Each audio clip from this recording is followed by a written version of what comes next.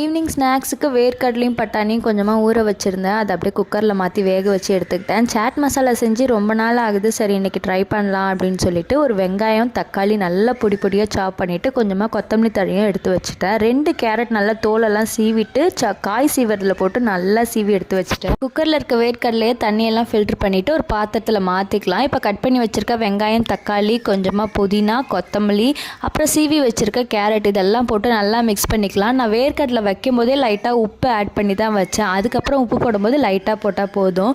Chat masala நான் எதுவும் add பண்ணலை. எவரெஸ்ட்டில் கரம் மசாலா இருக்கும், அது டேஸ்ட்டு நல்லாயிருக்கும், காரமும் கம்மியாக இருக்கும். அது கூட 2 ஸ்பூன் ஆயில் ஊற்றி நல்லா மிக்ஸ் பண்ணிவிட்டேன். லாஸ்ட்டாக ஒரு ½ லெமன் பிழிஞ்சு விட்டேன். ஆயில் ஊற்றும் போது நமக்கு காரம் கொஞ்சம் கம்மியான மாதிரி இருக்கும். லாஸ்ட்டாக பவுலில் மாற்றி சர்வ் பண்ணும்போது லைட்டாக கொத்தமல்லி தழை தூவிட்டு மேலே கொஞ்சம் பெப்பர் பவுடர் கூட போட்டால் டேஸ்ட்டு நல்லாயிருக்கும். ட்ரை பண்ணி பாருங்கள். ட்ரை பண்ணி பார்த்துட்டு கமெண்ட்டில் எப்படி இருக்குன்னு சொல்லுங்கள். இன்னொரு வீடியோவில் பார்க்கலாம். பாய்.